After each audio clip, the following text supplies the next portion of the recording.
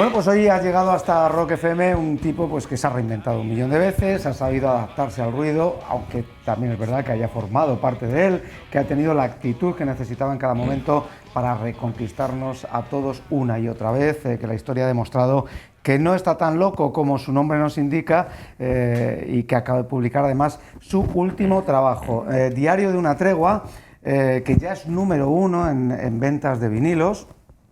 También se publicaba además este mismo año esta biografía maravillosa de Felipe Cabrerizo, que habla pues, de toda la evolución, quizá de todos esos huecos que nos faltaban a todos por rellenar para comprender un poquito más el personaje de José María Sanz Loquillo, a quien saludamos ya. Muy buenas. Muy bien, muy contento de estar aquí además, en este formato. Además. Maravilla, ¿no? Yo, bueno, tengo que decir que lo he escuchado ya varias veces. Sí. Y te lo comentaba hace un ratito, fuera de micro, me parece el mejor trabajo en mucho tiempo. Yo no sabría decir si es el mejor o no. Yo diría que pero... debería definir, los tiempos están cambiando, que fue el disco iniciático, pero Ritmo de Graje, Balmoral y Diario de una Tregua son los discos. Y quizás Diario de una Tregua, por una razón, porque es el primer disco en el que los dos personajes, el del mundo del rock and roll y el del mundo de la poesía contemporánea, se complementan especialmente. Ahí confluye, bueno, pues ese nuevo Loquillo. ¿Hay un nuevo Loquillo o no? Bueno, yo creo que todos después de la pandemia tenemos una vida distinta, ¿no? Pero sí que es cierto de que yo había llegado a un punto, que era el último clásico, después de una gira de 40 aniversario, en el que si te fijas en la portada, sentado con un borsalino, había una llama que estaba quemando la foto, ¿no? A veces el simbolismo es importante, y yo soy muy fan de Eduardo Cirlot, que bueno, publicó su diario, su enciclopedia de símbolos, y yo entendí que aquí pasaba algo, y lo que pasaba era que, por un lado, el mundo que habíamos conocido terminó con la pandemia, el siglo XX terminó, y por otro lado, el personaje que yo representaba en ese momento también.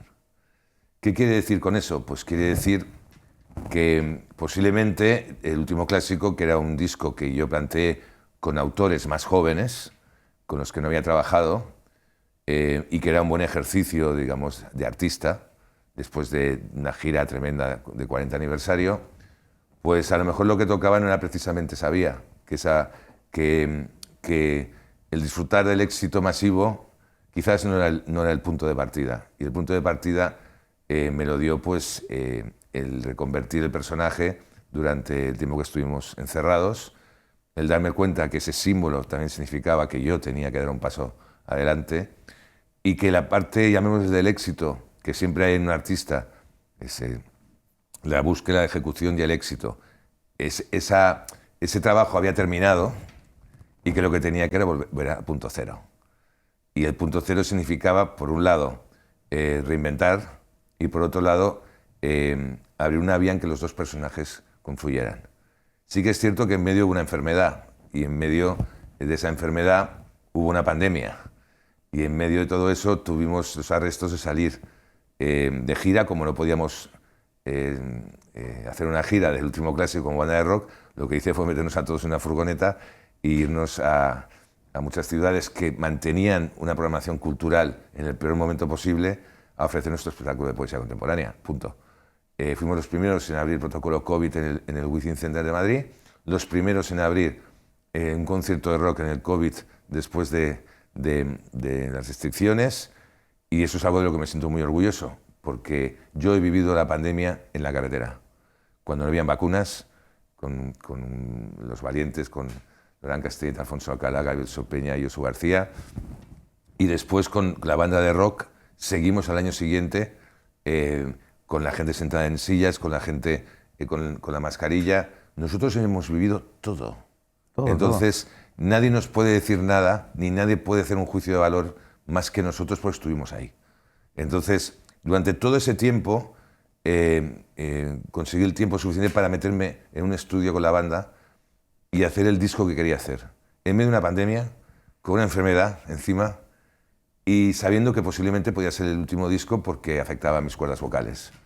Entonces ahí, pues evidentemente, en un momento como ese, llamas a tu guardia de corps, que se dice. La Guardia Real, sí. Que es a Sabino Méndez, como compositor desde los primeros tiempos con Los Intocables, a Igor Pascual, como el escudero, el heraldo de la causa durante los últimos 20 años, y dejé a Gabriel Sopeña al margen, sencillamente porque ya tenía un trabajo con él pendiente, que era musicar Europa, de Julio Martínez Mesanza, mi quinto disco de poesía contemporánea. Lo tenéis ya grabado, sí, ¿no? Está grabado. ¿Y cuándo saldrá?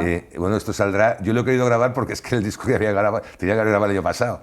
Entonces a mí me gusta sacarme el trabajo de encima, porque si no se queda permanentemente ahí, al final pierde sentido. Entonces cuando tienes que grabar, grabas. Y ya veremos cuándo saldrá, porque la gira de Diario de una Tregua va a tardar, que es una gira intermedia de Diario de una Tregua y el último clásico, va a ser una gira de 2 años. Entonces, cuando termine esa gira, me refugiaré otra vez en la poesía, porque es mi manera de recargar pilas, de bajar tensión y de aprender en los teatros. Entonces, cuando vuelva a hacer rock, volveré con más ganas y sin aburrirme del personaje, que es lo más importante, porque eso para mí es lo más importante. Entonces, a raíz de eso, lo único que ocurrió fue que en medio de la pandemia, donde como todos leímos, escuchamos música, etc., yo repasé todo Dickens y llegué a Historia de 2 ciudades y a un texto iniciático que abre Historia de 2 ciudades, y de repente me di cuenta que ese texto definía la situación en la que estábamos viviendo, y que a pesar de tener un texto de 200 años, estaba reflejando la realidad. Entonces sí que llamé a Gabriel Sopeña, que ya se había encargado de versionear al español un texto de Johnny Cash, El hombre negro, en el 92, y que había puesto música a un poema inédito de Jacques Brel, entonces, que era Con elegancia, en el año 98. Y dije, eres la persona adecuada para llevar a Charles Dickens y musicar a Charles Dickens, el primero en todo el mundo. Entonces, ahí salió Historia de 2 ciudades, que fue el último tema que se grabó, y justamente grabando Historia de 2 ciudades, pues yo me había negado a operarme de las cuerdas vocales, y bueno, y todos los, llamémosle, todos los condicionantes que me daban que tenía que operarme, que tenía una grave enfermedad, desaparecieron. Porque ahí estamos hablando de que tú, en mitad de pandemia, te das cuenta de que tu camisa no abrocha, de que tienes un bulto enorme en la garganta, y decides llamar a la Guardia Real, como decimos, y justo esto es precisamente fuera de diagnósticos, fuera de médicos, es lo que te cura. Sí, el poder curativo de la música es real, no es tontería. Y sí que os digo una cosa muy porque a mí no me gusta hablar de enfermedades, porque para mí la enfermedad también forma parte de la vida, y mucho menos con 100.000 ciudadanos españoles muertos, y menos aún teniendo personas a mi alrededor que sufren enfermedades graves. Entonces, no me gusta tirarme el rollo en eso. Eso me pasó, punto. Tomé una decisión acertada. Espero que no vuelva a pasar por ahí, pero en aquel momento era la decisión que tenía que tomar. O sea, grabo que a lo mejor podía ser mi último disco, entonces, o al menos el último disco con esta voz. Entonces, ahí llamas a los que hay que llamar, a los generales, y te encierras a hacer ese disco, y además lo guionizas de tal manera en el cual, pues evidentemente, hables con el rey, que es el personaje que interpretas, y cierras con Voluntad de bien, que es el personaje de teatro a modo de despedida. Entonces, ahí están los dos personajes de Loquillo, y quizás en este disco es donde esa conjunción se da en todo su nivel. ¿Dónde nos va a llevar esto? No lo sé. ¿Entiendes? No lo sé, pero el viaje es fascinante. Lo que es evidente es que, tienen cumplido 61 años, pues solo puedo estar agradecido de las decisiones tomadas y de tener a mi alrededor no solamente a los mejores músicos de rock del país, sino a los mejores compositores. Y evidentemente eso es monumental. Eso es lo porque precisamente las canciones, por lo menos a mí, las que más me han llegado pertenecen a Sabino, como son La lluvia dice y Sonríe. También hay otras que bueno, pues el Rey me encanta, pero bueno, ya estamos hablando de otro tipo de canciones. Y por supuesto, porque claro, yo estaba escuchando el disco sin atender a los títulos, estaba con los cascos, y cuando escuché la de Historia de 2 ciudades dije, digo, pero esto es de Dickens, me suena que esto es de Dickens. Pues si hay dos, digamos, inicios de la literatura clásica universal, es el Quijote y es esta obra de Dickens. Él fue muy curioso porque además fue una señal, porque en eso yo creo bastante.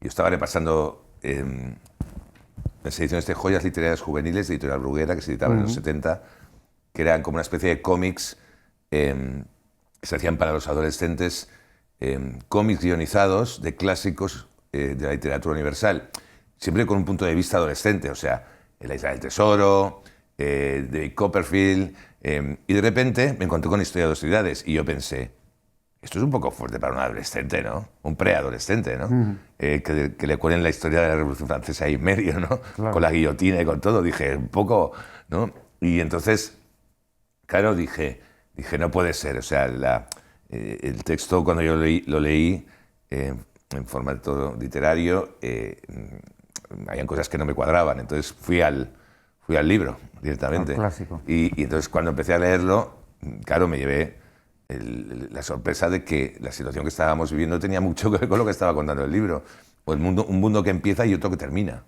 Entonces...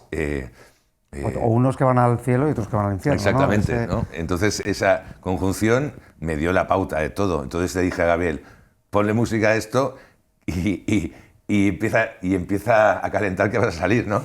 ¿Sabes lo que quiero decir? Y entonces me encontré que después de los temas de Sabino y de Igor, aparece Gabriel Sopeña y pone la guinda del disco. Entonces fue todo muy... Yo lo veo desde la distancia ahora mismo, que no ha pasado tanto tiempo, y sí que te puedo decir que fue un momento muy intenso y muy... Yo soy una persona muy intensa y el personaje también lo es. Y aparte guionizo cada personaje que interpreto en uno de los discos, trabajo siempre en digamos, una canción me lleva a otra. No grabo la última canción y después la primera, sino que para mí es un guión cinematográfico. Empieza la primera y termina con los créditos. Entonces, esa es mi manera de entender la forma de hacer discos, o la manera que yo, con el paso del tiempo, he aprendido a hacerlos. O sea, mi método, mi estilo. Y posiblemente, a partir de ahora, todo eso estará mucho más marcado y es como si dices, bueno, y ya he aprendido y ahora voy a hacer las cosas con todo el background que son 43 años de trayectoria musical, ¿no? Claro, porque bueno, la manera de componer es, digamos, de disco conceptual, ¿no? Lo que nosotros entendemos por disco conceptual, que esto se ha perdido el mensaje, ahora todo el mundo quiere ser famoso con una sola canción, con 10 segundos es de que TikTok. Incluso el tema de las fotos o la portada, yo llevo ya, creo que desde... a ver, déjame pensar si lo sé decir. Creo que desde Viento del Este, o el disco que hice... No, desde Viento del Este, en que no aparece título en el disco. O sea, la foto es ella. Nada mancha esa imagen. Entonces tú cuando ves Viento del Este, el último clásico, Diario de una tregua, y pones las tres portadas, te das cuenta que estás trabajando de otra manera. O sea, nada mancha la foto. No hay el nombre, no está el título del disco, no. ¿Me entiendes por qué? Porque la foto ya está diciendo lo que quiere decir. Esa foto quiere decir que hay una higuera plantada frente a las inclemencias del tiempo, a las inclemencias del paso de los años, y está plantada con los pies ahí bien firmes, que es lo que yo quería presentar. Y además, yo me levantaba por la mañana en el Ampurdán y veía la higuera ahí delante. ¿Ah, sí? Y claro, la higuera es el árbol de la vida, es el árbol de Adán y Eva, el árbol de Rómulo y Remo, y así podemos llegar a... Siempre está presente... Lo viste claro, lo tenías claro que querías esa higuera. O sea, tenía muy claro que estaba allí por algo. Y insisto, yo soy muy fan del poeta Eduardo Cirlot y la simbología, considero que nada es casualidad, sino todo es causalidad. Entonces, en ese sentido, fui atando cabos, ¿no? Como hace poco Edu Galán me decía, que cuál es mi influencia. Y hombre, yo un día mi padre me llevó al cine a ver 2001 Odisea del Espacio, y antes daban un tráiler de un documental que se llama Este es Elvis. Y digo, aquí tenéis a Elvis, ¿no? Y de repente, pues con 9 años o 10, veo a Elvis y veo 2001 Odisea del Espacio. Y al cabo de 2 años Aloha from Hawaii vía satélite por televisión española en blanco y negro, y de repente la banda sonora, antes de salir Elvis al escenario, es Así habló Zaratustra, que es la banda sonora de 2001. Entonces todo eso forma parte de algo, y ese algo era que yo cuando tenía 13 años pensaba que era un marciano y que Elvis era un astronauta. Entonces todas esas cosas forman una conjunción que hacen que el personaje también tenga una visión de las cosas muy particular, ¿no? Y por eso digo que si tú te levantas, ves una higuera ahí, ves una llama que quema tu portada de tu último disco, hay una pandemia, tienes una enfermedad de golpe que te afecta a las cuerdas vocales, eso es un símbolo de que algo está cambiando o algo tiene que cambiar. Y evidentemente, aparte de que vivimos el final del siglo XX, aparte de eso, yo también tenía que cambiar porque ese personaje había quedado atrás, ¿no? Porque el último clásico, el disco del último clásico es, bueno, me imagino que sería en la misma... parecida. Quiero decir, en el mismo momento, ¿no? Sí. Hicisteis las fotos, bueno, pues y hablando, por cierto, de la portada en llamas del último clásico, siempre ha habido... Pues por ejemplo, David Bowie, la portada que sale en llamas, también se han reinterpretado, Pink Floyd también. Sí, tiene mucho que ver. Todos ellos han cambiado, ¿no? Digamos, de dirección. El fuego siempre... Yo soy un Sagitario, ascendente Sagitario, símbolo de fuego. Entonces también hay mucho de mí en todo eso, ¿no? El Sagitario tiene una virtud, que es que siempre tiene un paso por delante. Y yo en toda mi carrera, yo sé que hay artistas que dicen, yo vivo el presente, a mí me gusta vivir el presente. Yo siempre tengo un paso por delante. ¿Le das importancia al zodíaco? No, pero hay cosas que son causalidad. No hay mayor... Guy Mercader siempre me lo decía. Me decía que él también, porque vivió una época también muy esotérica, en los 70, ¿no? Que lo eran. Pero siempre decía, la conjunción Leo Sagitario es perfecta. Es Jagger Richards. Guy Mercader es Leo y yo soy Sagitario. ¿Sabes? Habían cosas que comentas y que de repente dices, hostia, ¿no? Pues no es casual. Al fin y al cabo, la mejor conjunción que ha habido de compositores en la historia es la de Jagger y Richards, no lo olvidemos, ¿no? Entonces, todas esas cosas sí que forman parte en cierta manera, son como un rompecabezas que tienes que montar y saber entender y saber ver hacia dónde te lleva, ¿no? Y bueno, yo me encuentro en esa situación y todas las señales me han llevado a lo que es este disco. Y todo forma parte de eso. Y posiblemente si no hubiera ocurrido todo esto, pues yo hubiera hecho una gira del último clásico, posiblemente hubiera hecho otro disco con otros autores también jóvenes, hubiera hecho una segunda parte y me hubiera mantenido en ese estatus. Yo me hubiera aburrido. Claro. Entonces, yo necesito acción. Y yo no soporto, yo no entiendo cómo hay artistas que hacen todos los discos iguales. Es que debe ser muy aburrido hacer eso, ¿no? Tiene toda la pinta. Sí. Entonces, es mucho más divertido, aunque te equivoques, pero cambiar el registro continuamente, porque tú también cambias como persona. Entonces, tú mantenerte aquello que le llaman autenticidad al inmovilismo, me parece que es totalmente, está fuera de sitio, está mal entendido. O sea, la autenticidad es ser tú mismo. Entonces, y si tú cambias, cambias. Ya lo decía Bowie en Changes, ¿no? O sea, cambia, transfórmate. Siempre tiene que ocurrir eso. En un creador, si no, es que si un creador no es así, es que no busca. Y tú tienes que estar todo el día buscando referencias, actitudes distintas, literatura diferente, música diferente. O sea, tienes que llenarte de todo para estar en el mundo. Si no, si te encierras en un sitio, igual te crees que eres la última Coca-Cola del desierto. Claro, ¿no? Porque a ti te gusta... últimamente estamos viviendo en muchos experimentos, digamos, musicales, ¿no? Sí. Que tienen su cierta lógica y que quieren también un poco cambiar cómo se ve la música hoy en día. Por ejemplo, Rosalía, por ejemplo, pues qué te digo yo, el reggaetón cuando salió en un principio, gente que está haciendo cosas diferentes. Yo te diría que en todo caso hay una reinterpretación de una tradición folclórica española, que es la tonadillera. Y eso lo ha dicho con muy buen tino Jorge Martínez, guitarra de Los Ilegales, en el caso que tú nombrabas.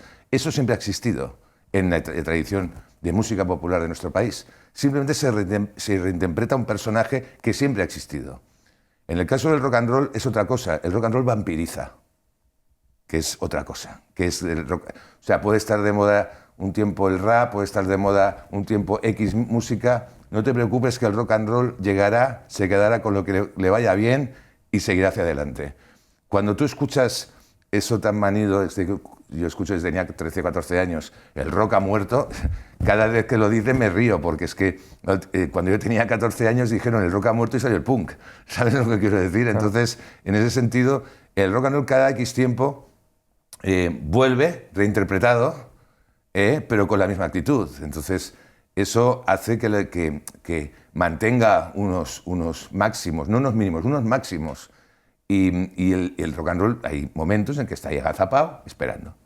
Y cuando de repente hay algún movimiento musical que surge, no te preocupes que se lanza por la presa directo. Como cuando dicen que el vinilo ha muerto y bueno. Mira ahora, por cierto, el disco Diario de una tregua se ha hecho esperar un poquito precisamente por la altísima demanda que hay. Sí, porque solo hay 2 fábricas, creo que en Checoslovaquia, cuando aquí en España teníamos un montón de fábricas de vinilos en los 90 y desaparecieron todas, o sea que el que se le ocurrió cerrar las fábricas, no sé qué decirte, porque ahora mismo se estaría forrando, porque todo el mundo tiene que esperar 3 meses para tener un vinilo, o sea, y claro, es que hay muchos artistas en Europa, ¿no? Entonces, es una situación curiosa porque hace unos años se daba por muerto el vinilo, pero lo que ha ocurrido es que el vinilo es el formato ideal para escuchar música, punto. Entonces, la gente que le gusta la música compra vinilos. Y por otro lado hay una generación nueva que desconocía el vinilo por tradición o porque son muy jóvenes y de repente están descubriendo un formato que no solamente les ofrece una calidad musical tremenda, sino un formato que pueden tocar. Y esto es muy importante. Pueden tocar el disco, pueden ver la fotografía, el concepto, lo que tú hablabas de los discos conceptuales. El primero en hacer discos conceptuales fue Frank Sinatra, entonces dedicados a temáticas muy concretas, ¿no? Entonces, desde entonces hasta ahora, el disco, llamémosle conceptual, pues con la llegada de todo lo digital, se saca un single y ya con eso ya has vendido todo. No, esto es una obra.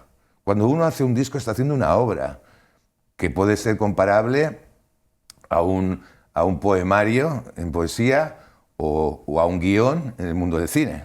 Estás haciendo eso. Entonces tiene que tener una historia que contar, no una colección de canciones. Yo, cuando lanzamos, por ejemplo, Viento del Este, yo decía, esto es un álbum de recortes. ¿Y qué es un álbum de recortes? Pues es un álbum que está formado por canciones que no llegaron a formar parte de una serie de discos. Eso no es un álbum conceptual, es un álbum de recortes. Cuando hace un álbum conceptual es, por ejemplo, Diario de una tregua y te diría más, La nave de los locos. Esos son álbumes conceptuales, pero, o los que hago de poesía, dedicados a un solo poeta, ¿no? Pero cuando tú solamente haces colecciones de canciones, son otra cosa. Y este álbum sí que es un álbum conceptual. Bueno, antes he mostrado la portada del libro de Felipe Cabrerizo. Estás presentándolo por ahí con él también. Bueno, él es el que se encarga. Él está, sí, estuve hablando con él hace poquito, una entrevista maravillosa. Es muy divertido que de repente te encuentres a alguien haciendo promoción sobre ti. Es una sensación que no había tenido en la vida. Por eso le has acompañado, ¿no? En alguna presentación. En algunas presentaciones, ¿no? Pero el mérito es suyo porque el libro llegó a mis manos hecho. Simplemente nos reunimos porque quería tener una entrevista y una serie de huecos que le faltaban, pero él tenía el libro hecho porque se había documentado desde finales de los años 70 hasta hoy. Entonces el libro estaba totalmente clavado. Simplemente habían 4 puntos de duda o que podía añadir y me limité a eso. No he tenido nada que ver en cómo era todo, sencillamente porque yo quería que la historia se contara en su totalidad. Y porque, como todos en esta vida, tenemos puntos brillantes y puntos oscuros. Claro. Entonces, en ese sentido, ¿crees que hay algo que no te gusta que se haya reflejado en el libro sobre tu persona? Yo creo que hay cosas que se han callado, pero por respeto a terceras personas. Entonces, pero lo que es referente a mí, sin duda. Todo lo bueno y todo lo malo. ¿No? Es como debe ser. O sea, a mí me hacen muchas gracias las biografías de artistas donde se cuentan que todo es bonito y maravilloso y que nunca han tenido confrontaciones con nadie y que jamás han probado las drogas. Uy, qué malas son. ¿Sabes? Que cuando todo el mundo sabe que, ¿no? Sí. Todas esas tontadas muy típicas del mundo americano, de esconder, de no mostrar, Y aquí yo tuve muy claro que había que mostrarlo todo. Claro, para eso después salen las obras no autorizadas, ¿no? Sí, no, yo supongo que algún día haré la biografía no autorizada. Biografía no autorizada de Loquillo, contada por Loquillo a través de Felipe Cabrerizo. Porque yo, bueno, que tengo que confesar que soy un fan de las biografías de músicos. Sí. Generalmente leo más sobre grupos extranjeros. Sí, pero por ejemplo, tú te lees la biografía de Rod Stewart y la tiras a la cuarta página, porque no te crees nada, ¿no? Y ya no porque no te crees nada, sino porque muchas veces están relativamente mal escritos. Bueno, esto es una maravilla, esto es una gozada. Bueno, es que quien ha escrito la biografía de Serge Gainsbourg, de Franz Hardy y de Johnny Hallyday, es evidente que solo le queda una biografía por hacer a Felipe, que es la de Guy Mercader, que es la que queda. O sea, que Guy Mercader algún día cuente su historia es uno de los grandes cajas de Pandora que quedan en el mundo, ¿no? Porque él daría las pautas de muchas cosas y fue el primero en crear el negocio musical en España. Entonces, sabe mucho y su amistad con las grandes estrellas del rock internacional y los secretos que guarda son muchos. Entonces, esa sería una gran biografía. Sí, señor, porque Hallyday está presente, a partir de la mitad del libro, está muy, muy presente, te ves muy reflejado en... No, dio las pautas. Dio las pautas de... O sea, yo pertenezco a la primera generación de rock español que pudo escribir las letras en libertad. El primero en hacerlo fue Ramoncín. Antes las letras, y esto hay que decirlo a todo el mundo y que quede bien claro, se censuraban. La ley terminó en el 78, pero hasta el 80 siguió la censura en España. Entonces, fuimos la primera generación que pudo escribir sobre lo que quería, de la manera que quería, sin ninguna censura previa, ¿no? de letras, ¿no? Antes, cuando la gente que editaba tenía que presentar las letras, ir a un tribunal y se le admitía o no esas letras. Por eso hay una carencia muy grande en las letras de los grupos de pop y de rock de los años 60-70, en cambio los cantautores no. Entonces, y eso evidentemente lastraba a un grupo o a un artista de rock. La primera generación, bueno, el primero fue Ramón, después los Burning, etcétera, pero fue el primero.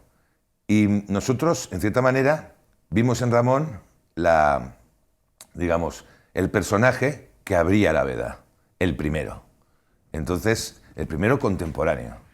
Entonces, a raíz de eso, yo creo que la importancia de las letras en las canciones, la importancia de contar las cosas en tu idioma, ahí es donde está Johnny.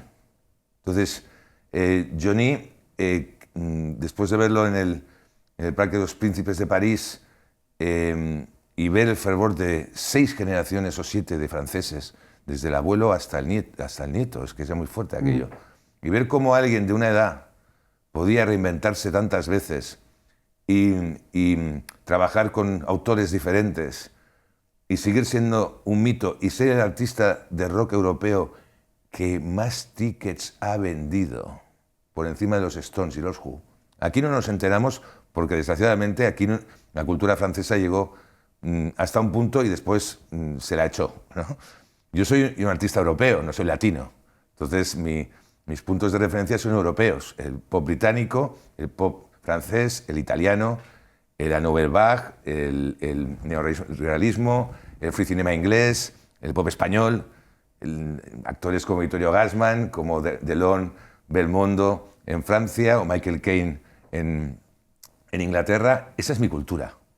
Entonces la referencia de Johnny fue muy importante, como ver cómo uno podía cumplir años manteniendo un nivel muy alto y aparte siendo reflejo de la sociedad a la que pertenece. Entonces esa fue la enseñanza que recibimos de Johnny, que era algo que aquí no había ocurrido con los artistas de pop o de rock español en los 60. Primero porque la mayoría los echaron o los convirtieron en cantantes melódicos. Y la segunda porque no había respeto a la trayectoria de músicos de más de 40 años. Entonces de repente vimos que en Francia eso existía, que había un respeto absoluto por sus creadores, por sus símbolos, y decidimos tomar eso como referencia para, digamos, llevar mi carrera hacia una madurez. Y esa fue la enseñanza de Johnny. Y después, haber contado con su amistad, con sus buenos consejos, él me decía siempre, yo siempre cuento 2 cosas. Primero, la de Guy Mercader, tus amigos son tu activo, cuídalos. Esa es una frase demoledora de Guy. Y de Johnny, no dejes nunca de sorprenderte. Lo que quiere decir, busca formas, maneras distintas. Yo me acuerdo que una vez Johnny me cogía la mano, me decía, el loco, solo quedamos Mick y yo. Toma castaña. ¿Entiendes lo que quiero decir? Entonces, yo siempre he escuchado a la gente que está antes que yo, porque creo que uno de los grandes errores de los músicos es despreciar al que tiene antes. El error de la música indie es ese, haber despreciado a los que estaban antes. Entonces, en ese sentido, yo tengo una tradición que es respetar al músico que está antes que yo y aprender de ese músico. Yo cuando tengo dudas existenciales o tal, hablo con Ramoncín. Cuando tengo dudas existenciales, hablo con Jorge Martínez, porque están antes que yo y porque seguro que me van a dar la clave para que yo supere una situación determinada. Y, por ejemplo, en el caso de la enfermedad, he tenido a Jorge Martínez todo el día con el teléfono. ¿Qué te pasa, loco? Venga. ¿Sabes? Aquello y eso, en esas cosas creo. Yo creo que el rock and roll es también crea vínculos y tiene unos valores y tiene unas actitudes que lo hacen que persista. Y por eso un padre que ha escuchado a Loquillo, por poner un ejemplo, pasa ese testigo al hijo, porque ese hijo ha crecido con Loquillo. Por eso quizás estamos volviendo a ver un auge un poquito de la música de los años 80, 90. No exactamente eso, sino que las generaciones pasan el testigo. Y ya se ha creado lo que existe en otros países europeos, que es la normalidad. Que, a ver, hoy en día toca Ray Davies en un festival en Londres y Ray Davies no es que le guste a los mods y a cuatro enterados del rock. No, es que va todo el mundo, porque es un símbolo nacional, porque sus canciones han traspasado generaciones. Esto todavía aquí no ha ocurrido. O está ocurriendo, pero muy poco a poco. Yo creo que está ocurriendo precisamente por lo que te digo.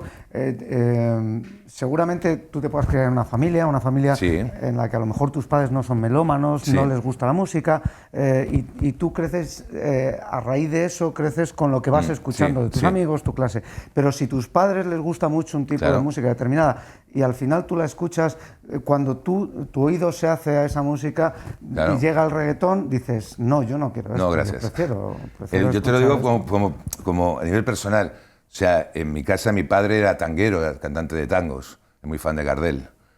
Y en casa sonaban los crooners de la época, desde José Guardiola, Dean Martin, pasando por pues lo que sonaba Renato Carosone. Pero mi padre trabajaba en el puerto de Barcelona como estibador con el hermano del cantante de los Sirex, con lo que todos los discos de los Sirex estaban en mi casa con 8 años. Y eso me acostumbró al rock and roll. Después, cerca de donde yo vivía, ensayaban grupos de rock, entre ellos los Lone Star. Por otro lado, en el barrio, el héroe nacional era Manolo Escobar. Claro. Porque era el símbolo, en cierta manera, de la emigración y de los emigrantes que habían emigrado a Barcelona. Y en mi casa sonaban todos los discos, y no solamente sonaban todos los discos de Manolo Escobar, sino que mi madre se lo encontró un día por la calle conmigo en brazos y me firmó un autógrafo con 6 meses. Entonces, digo que yo siempre he tenido la música muy cercana, ¿me entiendes? Muy cercana a mí. Y eso me ha hecho, en cierta manera, entender las cosas, acostumbrarme a los sonidos, ver cómo eran los artistas, los músicos. En Barcelona habían las fiestas de Gracia, que eran muy importantes porque en las fiestas de Gracia venían artistas extranjeros en su mejor momento y pues mi tía me llevaba a ver esos conciertos, y si no podía entrar, pues lo mirábamos desde lejos. O me acercaba al San Carlos Club, que era donde tocaban los Sirex, por ejemplo. Entonces, yo siempre he estado muy cerca de todo eso. Y ya de adolescente empecé a hacer radio, haciendo un programa con la gente de Popular 1 dedicado a la música de coleccionista, y yo me dedicaba, pues yo me iba a Perpiñán a comprar discos de coleccionista, pues desde discos de Jim Vincent o de Buddy Holly hasta la Velvet Underground. Y con 16, 17 años estaba haciendo un programa de radio.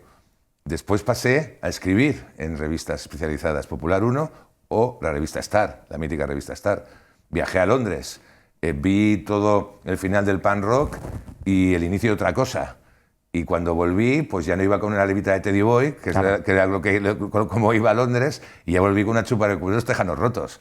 Entonces, y después pasé a ser promocionero de una compañía de discos dedicada al rockabilly. Y ya el último paso fue hacer de músico en programas de televisión acompañando a los grandes del rock and roll, como Robert Gordon o Sleepy LaBeouf. Y ya llegó un momento que dije, tío, o sea, te toca a ti. Y fue cuando me lancé a grabar mi primer disco. Claro. Seguiríamos así toda la tarde, pero nos tenemos que despedir ya. Por última pregunta, ¿qué hay de...? Bueno, te veo ahí el pájaro loco, que se me va la vista. ¿Qué hay del loco aquel de Epi al loco de Diario de una Tregua? Yo creo que soy exactamente el mismo, porque sigo siendo una persona que, como decía Johnny, no deja de sorprenderme. Y no deja de sorprenderme todo lo que me rodea. Y cuando hay algo que me interesa, voy a por ello. Y cuando hay algo que incluso me pone en un estado de duda, quiero aprender. Necesidad absoluta de aprender desde el primer momento. Eso lo aprendí de mi padre. Entonces, no me corto un pelo. Y esa actitud la tengo desde que empecé. Todos cambiamos porque debemos cambiar. Si no, la vida sería el horror. Y por otro lado, en cierta manera, intento o quiero envejecer con la edad que tengo. O sea... Eso es fundamental. No soporto a los Peter Panes. Claro. Los alejo de mi vida, prácticamente. No me gusta aquel que no sabe envejecer con la edad y adaptar su música o su trayectoria o su directo a la edad que le corresponde. Nadie ha envejecido como Bowie, será muy difícil igualar eso. Pero creo que es un punto que hay que seguir. Hay que saber salir de escena como lo va a hacer Alain Delon y hacer su mejor papel en el último momento de su vida.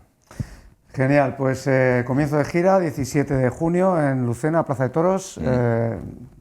Allí hasta, bueno, no sé, yo ni seguramente salgan más fechas. No, muchísimas más. Lo que pasa es que hemos anunciado solo las primerizas. Pero sí, yo espero estar 2 años girando, no solamente en España, sino en Europa y en Hispanoamérica. Así que tengo cuerda para rato. Seguro que sí, pues muchísimas gracias, loco. Actitud y rock and roll. Muchas gracias, salud gracias a todos.